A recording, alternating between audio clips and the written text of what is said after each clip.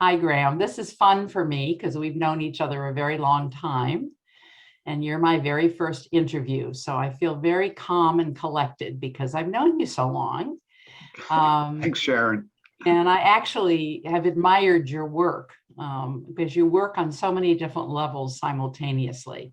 So I want to introduce everybody to Graham Wright, who's an MSW and a man of many, many talents who works so much, just not in California, but nationally, affecting all the work that we do. And I know that people can take the time to do a deep dive into your biography that's on the NCAP website.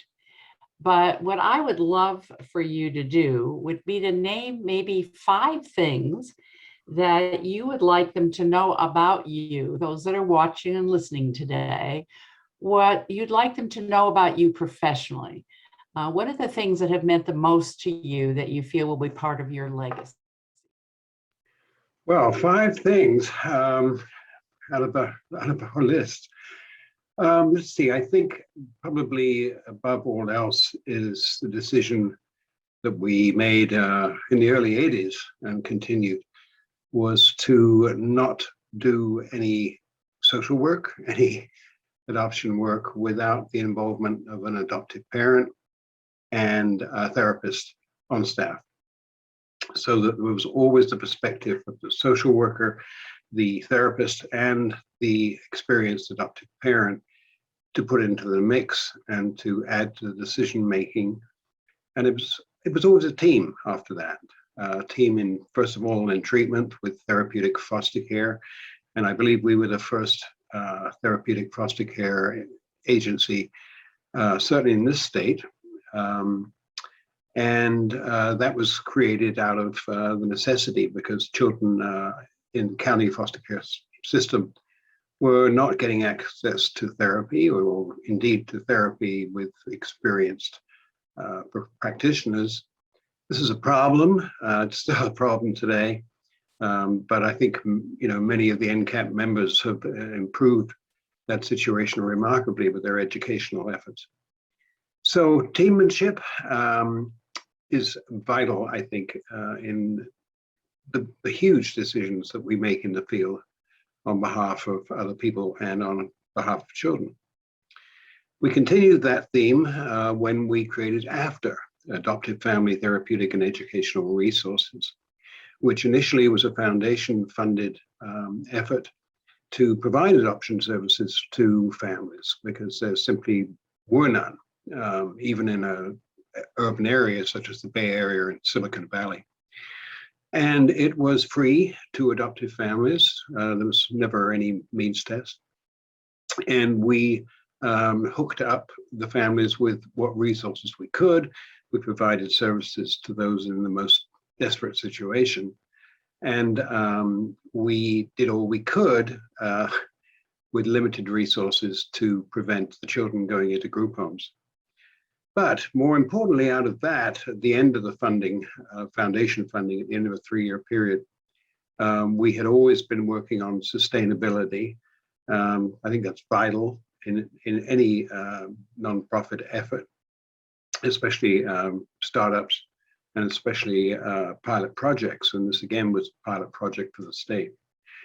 So the next pilot project was adoption wraparound, which we first of all got trained in wraparound standards by the state, and we were grateful for that. And we applied it to adoption, which meant, again, having adoptive parents on each family's team, together with the therapist, either in the community or one of the staff, and the social worker whose name changed to facilitator. And we had 18 months with great funding, fabulous funding, through the Adoption Assistance Program to do what needed to be we needed to do to keep the child at home, as opposed to having to go to a group home. So needless to say, the families that were referred to us were in dire straits at the time and had reached that point where they either wanted the child out of the home or did not know what else to do or where else to turn. We would go in and we would help the family define their own needs, not their wants, because we can't always get what we want, but we can get what we need if it's analyzed and if enough resources are put into the picture. So those are my proudest achievements over time. And as I've watched this system, child welfare system, adoption system develop over the years, over many years since the 70s, I'm lucky enough to be involved in a lot of those changes at the state and federal level. And it took a fair amount of obstinacy to get our voices heard, but it was also successful. And one of the things that has come out of it is a much more child-focused and child-successful program that places children's needs first. And there are many more support for families than there used to be. That's really helpful. I mean, you described so well what it was like in the 70s. I came in the 60s, and so you really were incredibly important in advancing practice, because you're an excellent leader and a wonderful clinician, and you combine those by actually starting a therapeutic agency. And also recognizing early on, which I think we're still struggling with in the country, the importance of specialized wraparound programs that are geared towards the incredible carved out needs of families formed from adoption, foster care, and relative caregiving. So I really want to thank you for that. Part of the video is getting to know you as a person, a flesh and blood human being. So what are some things that would be fun to know about you that have nothing to do with your career? What kinds of things do you like to do? How do you play? Well, how do I play? I'm a sailor. I've always loved to be on the water, and I've owned several boats and sailboats. And I'm lucky to live in an area where competitive sailboat racing is a big deal. Where I live, they built some of the fastest racing sailboats in the world, and it's great to be around those people. I'm a traveler when I can. I obviously, when I was growing up in Europe, it was a lot easier to travel to different cultures and experience different things. My son and grandchildren live in Amsterdam now. They emigrated and enjoying that culture, which is very different and interesting. And let's see, what else do I do? I'm a political junkie, mostly an observer, but I enjoy political interaction. I'm a member of PBS, a proud member of PBS. So that's about all the television we watch in our house. And I love to cook. French cooking, some Chinese, Mexican cooking. I've learned to love Mexican cuisine in various parts of that country. So that's about it, I think. That's a lot. I mean, you're like a Renaissance man. This is very exciting. I think I would really like to ask you a little bit about how you got into the field. You said you got your social work degree in Great Britain and started out there for a couple of years before you came here to the United States. Who or what drew you to the work that you do? Well, it's interesting. What drew me to social work at the time, I had absolutely no idea. When I graduated at undergraduate level, I was interviewed to become a sociological town planner, which is back in the days when there used to be the study of urban sociology, which, you know, has been kind of debunked nowadays. There is only sociology. But I interviewed for that, and they offered me a job. But at the same time, I saw a position for a social work job in Southern England, and thought, why don't I do that for a couple of years and then think about what else I want to do? And so I became a generic social worker, which in those days, you were given what was called a patch, which is in American terms is a neighborhood. And within that neighborhood, whatever went down, you dealt with, whether it was juvenile probation, child welfare, adult protective services, childcare. It was a whole mixed bag.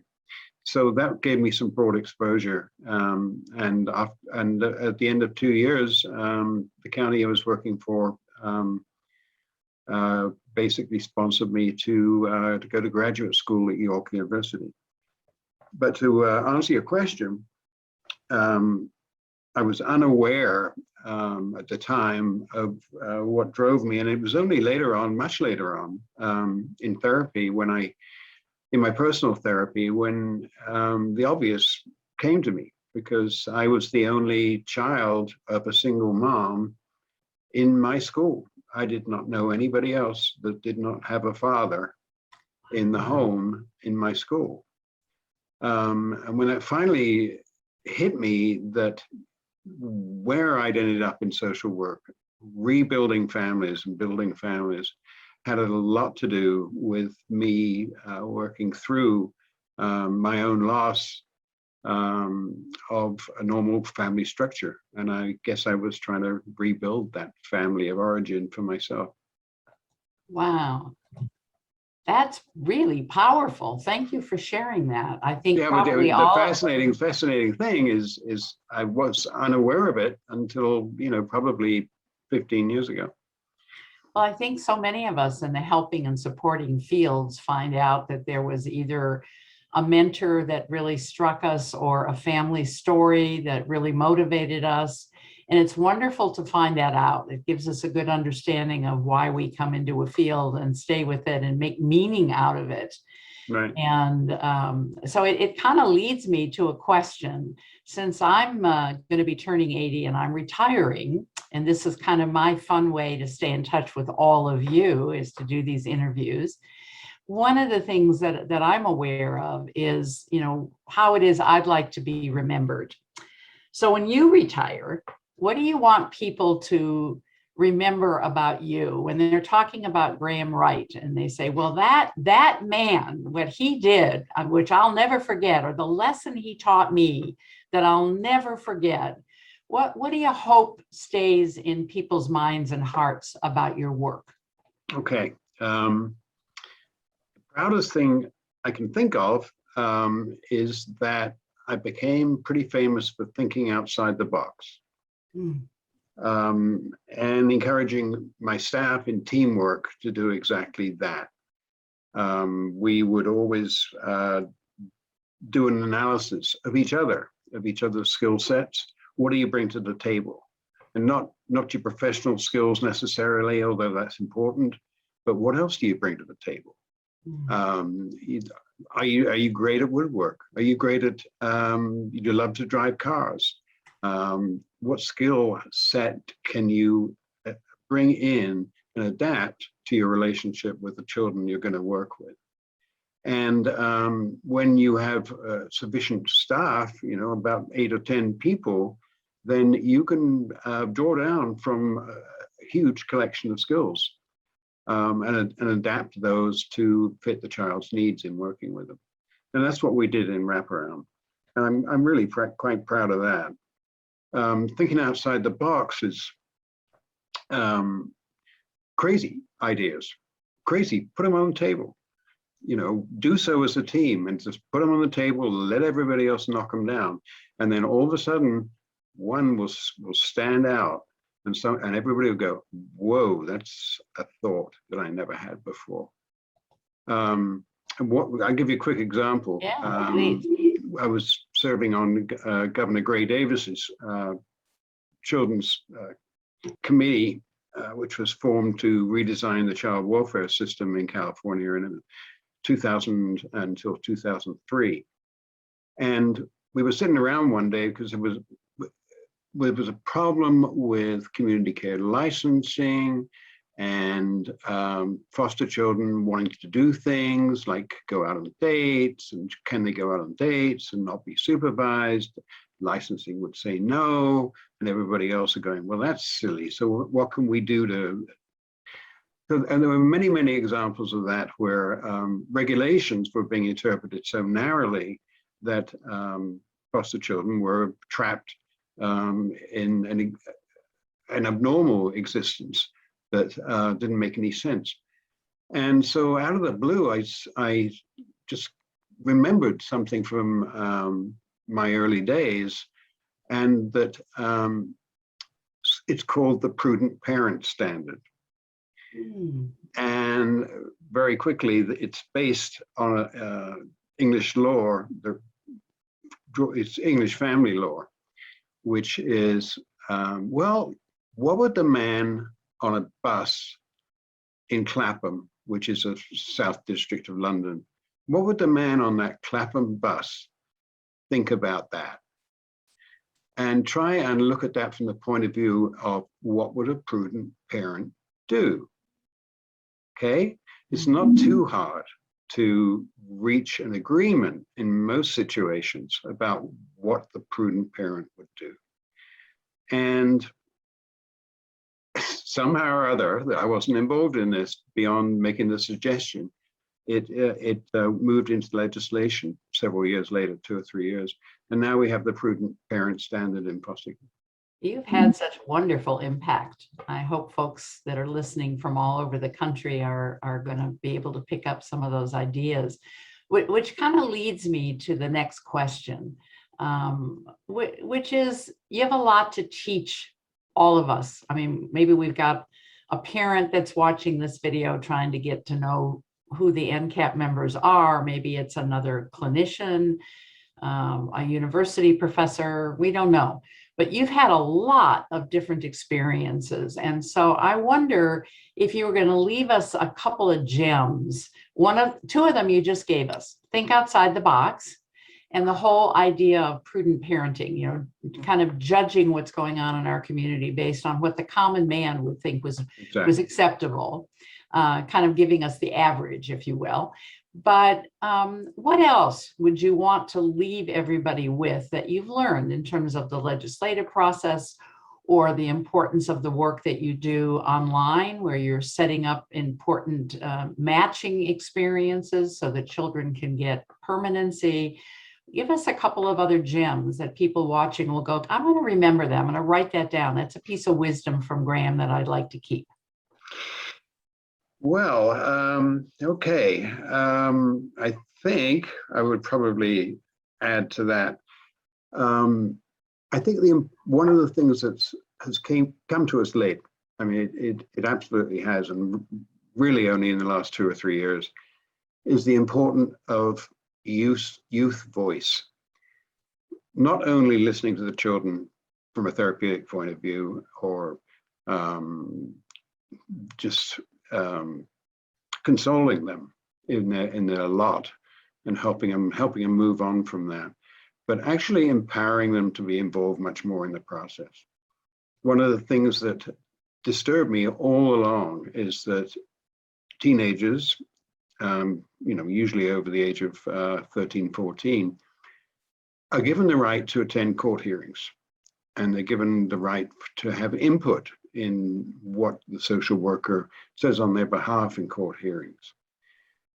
And almost never do you see a child in the court hearing. No matter whether it's as serious as termination of parental rights or merely the annual review, it's unusual. And the last 2 or 3 years, I've just had a lot of, my former colleagues moving in the direction of, let's let these youth that are looking for adoptive families take the lead in trying to find a family for themselves. Utilize the technology under supervision, benign supervision, let them do the best that they can to promote themselves, to examine who they are and their assets and their strengths. We were talking about identification of strengths and skills earlier, and how important that is. And so we're beginning now in California to move towards the teenagers actually building their own website on the child available system and creating their own portfolio to present to adoptive families. That is just a huge step forward from treating the kids that we work with as clients and instead treating them as skill builders for themselves. And that's a great thing. That's amazing. That's amazing. You're part of NCAP, the National Council on Adoption and Permanency. Why? And why are you part of it? And what do you hope this rather eclectic, exciting group of researchers and judges and doctors and frontline clinicians, et cetera, what are you're hoping that they can accomplish that still needs to be changed and addressed in the country? I think it's a fantastic organization for something that has been missing for a long time, which is consolidating research, consolidating experience with compassion. As we were improving the adoption system and child welfare system over the years, we didn't know what we didn't know. NCAP is a way of pulling that together, pulling the expertise of older folks like us, at the same time, a place for younger practitioners and parents and heck, the youth themselves to access the data, access the research. What else has been found to work elsewhere? That central core of knowledge has never really been available in one place. And that's terrifically exciting to have. And what would you hope would be one outcome that this organization might be able to accomplish, aside from being a central touchstone of all the things that need to change in this country that would benefit children and families? Can you put your finger on one thing that would be a personal goal for you? Well, my thoughts immediately go to the legislative end of things. I think an organization like NCAP can be, when it is involved in policy decisions and legislative issues, it can make a tremendous difference because it's a powerful body of individuals and knowledge, and it is a quick way for legislators to legislative staff to access expert resources. And I think that would be terrifically good for the development of our system. Wow, that's powerful. So you would hope not only that it would be a touchstone for research and clinical skills, et cetera, but also a body that can impact legislation on behalf of families and children with powerful voices behind it that could give good reason to legislators to vote one way or another. That's a fabulous goal. It's a fabulous goal. Do you have any final thoughts that you would like to share with people that are watching this? Oh, well, thanks to you for watching, and thank you, Sharon, for doing this. My pleasure. This is tremendous. You've had such an influence on our field, not only in this country, but worldwide. And I just want to congratulate you for your contribution, which has been magnificent. Thank you. Thank you. Well, thank you very much. And I'm looking forward to seeing this come up on the NCAP site. And I just want to wish you the very best as your career continues to unfold, and happy sailing. That's the best I can bless for you, right? Yeah, thank you very much. I appreciate it. You're very welcome.